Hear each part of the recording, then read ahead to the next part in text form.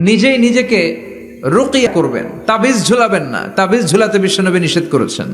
যে তাবিজ ঝুলায় আল্লাহ তাআলা ওই তাবিজের উপর তাকে ন্যস্ত করে দেয় আর বলে আমার রহমত তোর থেকে তুলে নিলাম, দেখি তোরে কে বাঁচায়। এজন্য আজ থেকে তাবিজ যা আছে ছিঁড়ে ফেলবেন। আল্লাহ সহি সমঝ দান করো। তো তাবিজ যারা পড়েন ছিঁড়ে ফেলবেন আজকে। রাজি আছেন তো? ছিঁড়ে কি করবেন?